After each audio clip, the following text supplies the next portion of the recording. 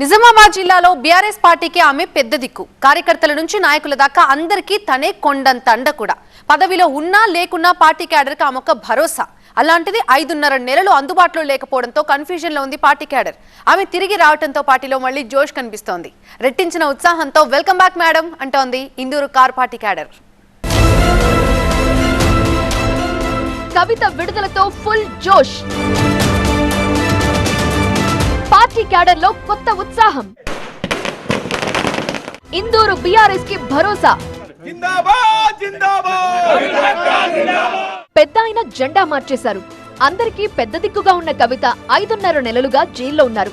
దీంతో దిక్కుతోచని స్థితిలో ఉన్న నిజామాబాద్ బీఆర్ఎస్ కి మేడం రిలీజ్ తో 1000 ఏనుగుల బలం వచ్చేసింది. మొన్నటిదాకా డీలా పడ్డ పార్టీ క్యాడర్ లో కొత్త ఉత్సాహం కనిపిస్తోంది. పార్లమెంట్ ఎన్నికలకు ముందు కవితని ఈడీ అరెస్ట్ చేసింది. అనేక వాయిదాల తరువాత చివరికి బెయిల్ పై కవిత బయటకు రావడంతో ఉమ్మడి నిజామాబాద్ జిల్లాలో బీఆర్ఎస్ శ్రేణులు సంబరాలు చేసుకున్నాయి. నిజామాబాద్, కామారెడ్డి, ఆర్మూర్, బోధన్, బాన్సువాడ పట్టణాలతో పాటు అన్ని మండలాల్లో బాణాసంచా కాల్చి సంబరాలు చేసుకున్నాయి బీఆర్ఎస్ శ్రేణులు.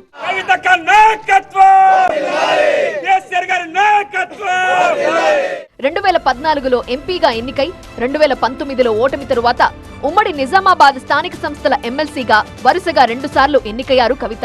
మొదటి నుండి నిజామాబాద్ జిల్లాపై ప్రత్యేక దృష్టి పెట్టి తన కనుసన్నల్లో పార్టీని నడిపారామె. ఏ ఎన్నికలొచ్చినా పార్టీ గెలుపు బాధ్యతలని భుజాన వేసుకున్నారు.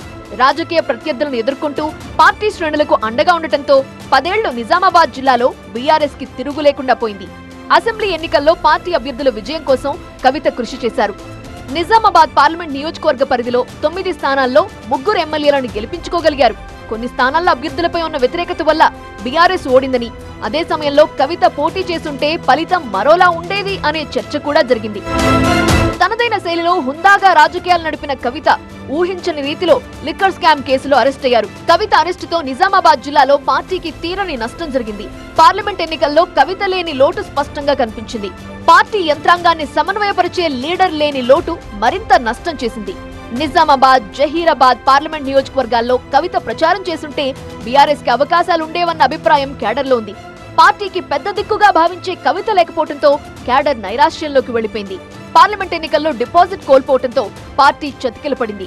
వరుసగా కాంగ్రెస్, బీజేపీలోకి క్యూ కట్టారు బీఆర్ఎస్ నేతలు. ఒకవేళ కవిత అందుబాటులో ఉండుంటే పార్టీ నుండి ఇంత భారీగా వలసలు జరిగేవి కావనే టాక్ ఉంది.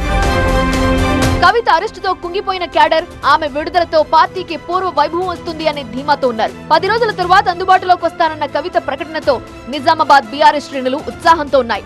ఇప్పుడు కవిత రెట్టించిన ఉత్సాహంతో ముందుకెళ్తారని పార్టీ వర్గాలు అంచనా వేస్తున్నాయి. ఇందులో భాగంగానే జగముండిని చేశారు అనే స్టేట్మెంట్ ఇచ్చారని, ప్రత్యర్థి పార్టీలకు ఆమె ఇక కంటి మీద కునుకు లేకుండా చేస్తారని క్యాడర్ చర్చించుకుంటోంది.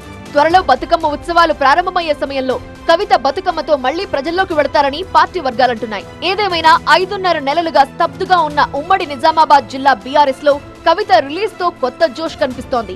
తమ నాయకురాలి రీ ఎంట్రీ కోసం అంతా ఆసక్తిగా ఎదురు చూస్తున్నారు.